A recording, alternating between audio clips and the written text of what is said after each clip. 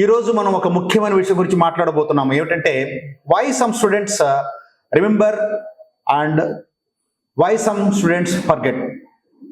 అంటే కొంతమంది విద్యార్థులు బాగా నేర్చుకున్న విషయాల్ని జ్ఞాపకంలో ఉంచుకుంటారు, కొంతమంది మర్చిపోతూ ఉంటారు. దీనికి కారణాలు ఏమిటి? సో ఈరోజు ప్రస్తుతం ఉన్నటువంటి ఈ కాంపిటేటివ్ వరల్డ్లో మన విద్యార్థులు నీట్, జేఈ ఇలాంటి పోటీ పరీక్షలు ప్రిపేర్ అవుతున్నప్పుడు అనేక పుస్తకాలను కానివ్వండి, చాలా ఎక్కువ సమాచారాన్ని కానీ చదువుతూ, గ్రహిస్తూ, నేర్చుకుంటూ వారు రాయబోయేటువంటి కాంపిటేటివ్ ఎగ్జామినేషన్స్కి ప్రిపేర్ అయ్యి సక్సెస్ఫుల్ అవ్వాలని కోరుకుంటూ ఉంటారు. కాకపోతే ఎంత చదివామన్న దానికంటే కూడా ఎంత మెదడులో నిక్షిప్తమై పరీక్షల సందర్భంగా ఆ విద్యార్థులకి ఉపయోగపడుతుంది అనేటువంటిది చాలా ముఖ్యమైనటువంటి అంశం. అయితే ఇక్కడ మనం గమనించాల్సిన విషయం ఏంటంటే, చాలామంది స్టూడెంట్స్ గంటల తరబడి పుస్తకాలు ముందేసుకుని చదువుతూ ఉంటారు. కానీ సరిగ్గా పరీక్షల సమయం వచ్చేసరికి ఆ నేర్చుకున్న విషయాలు గుర్తురాక ఇబ్బంది పడి అనుకున్న స్థాయిలో తమ ప్రతిభని నిరూపించుకోలేకపోతున్నారు.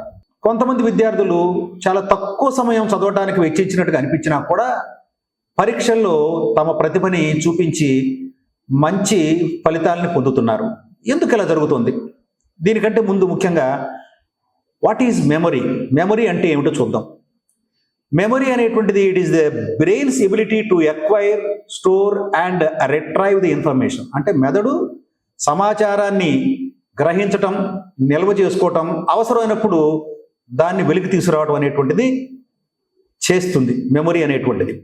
అయితే నేర్చుకున్న ప్రతి లెసను, ఫార్ములా, నేర్చుకున్నటువంటి ప్రతి కాన్సెప్టు ఏదైనా సరే ఈ మెమరీ సిస్టంలో నిక్షిప్తమై ఉంటుంది. అయితే ఈ మెమరీ అనేటువంటిది 3 అంచెలుగా పనిచేస్తుంది. ఒకటోది ఎన్కోడింగ్. ఎన్కోడింగ్ అంటే ఏమిటంటే యాక్చువల్గా సమాచార సేకరణ లాంటిది. నెక్స్ట్ స్టోరేజ్ అంటే సమాచారాన్ని నిక్షిప్తం చేసుకోవటం. మూడోది రిట్రైవల్ అంటే సమాచారాన్ని అవసరం వచ్చినప్పుడు వినియోగించుకోవడానికి వెలికి తీయటం అన్నమాట. అయితే ఇక్కడ మనకి ఈ 3 అంచెలు కూడా ఒకదాని తర్వాత ఒకటి సక్సెస్ఫుల్గా పనిచేసినట్లయితేనే లెర్నింగ్ అనేటువంటిది మనకి ఎండ్ రిజల్ట్లో పరీక్షల్లో ఉపయోగపడుతుంది, లేదా వారు అవసరమైనప్పుడు నేర్చుకున్న విషయాల్ని వినియోగించుకోవటానికి సహాయం చేస్తుంది. కాబట్టి ఇన్ఫర్మేషన్ అనేటువంటిది మెదడుకి వెళ్ళినప్పుడు అది ప్రాపర్గా ఎన్కోడింగ్ జరగకపోయినట్లయితే, దాన్ని మాటిమాటికి పునశ్చరణ చేసుకోకపోయినట్లయితే అది షార్ట్ టర్మ్ మెమరీ అయిపోయి వాళ్ళకి అవసరమైనప్పుడు ఉపయోగపడకుండా పోతుంది. అంటే దీనికి లాంగ్ టర్మ్ మెమరీ అనేటువంటిది చాలా అవసరం. అయితే ఇక్కడ ముందుగా ఈ టీనేజ్ బ్రెయిన్ ఎలా వర్క్ చేస్తుందో చూద్దాం. ఇక్కడ గమనించాల్సిన పాయింట్ ఏంటంటే, యుక్త వయసులో ఉన్నటువంటి విద్యార్థుల మెదడు చాలా అద్భుతంగా పనిచేస్తుంది. అంటే ఈ వయసులో గమనించాల్సిన పాయింట్ ఏంటంటే, వాళ్ళు డెసిషన్ మేకింగ్ కానివ్వండి, లేకపోతే జడ్జిమెంట్ కానివ్వండి, లేకపోతే ప్లానింగ్ కానివ్వండి, సెల్ఫ్ కంట్రోల్ చేసుకోవటం, వీటికంటే ఎక్కువగా ఎమోషనల్గా అంటే భావోద్వేగాల స్థాయి ఎక్కువగా పనిచేస్తూ ఉంటుంది. అంటే ఒక రకంగా చెప్పాలంటే ఈ వయసులో ఉన్నటువంటి పిల్లలకి ఆ భావోద్వేగాల పరిపక్వత ఎక్కువ ఉంటుందన్నమాట చెప్పాలంటే. దీనివల్ల ఏమవుతుందంటే వీళ్ళు నేర్చుకునేటువంటి పొటెన్షియల్ ఎంత ఎక్కువ ఉంటుందో డిస్ట్రాక్షన్స్ గురయ్యి వాళ్ళు నేర్చుకున్నది మర్చిపోవడానికి కానీ, లేదా సమయానికి తగినట్లుగా వినియోగించుకోలేకపోవడానికి కానీ కారణమవుతుంది.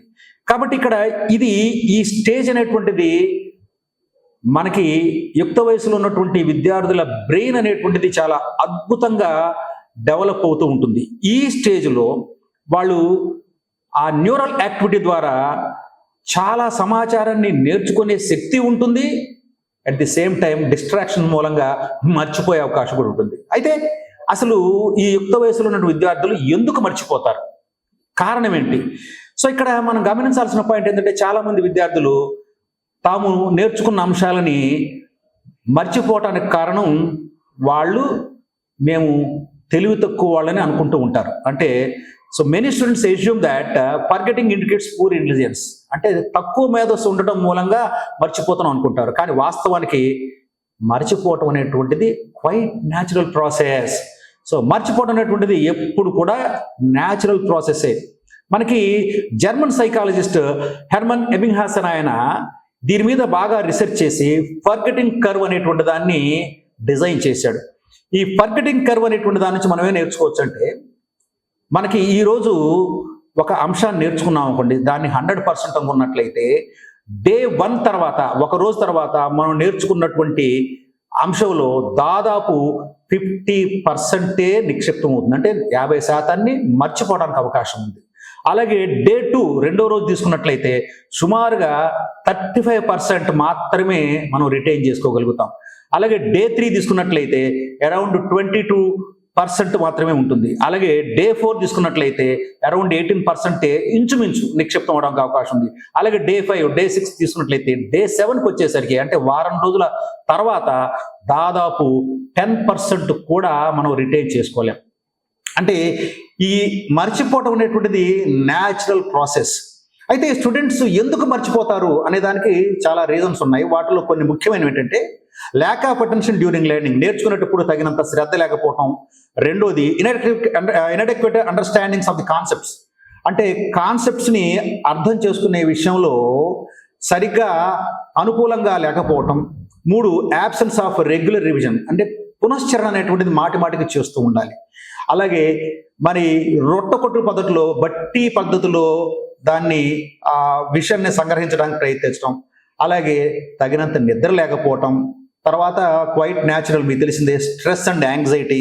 తర్వాత అన్నిటికంటే ముఖ్యమైనది డిజిటల్ డిస్ట్రాక్షన్స్.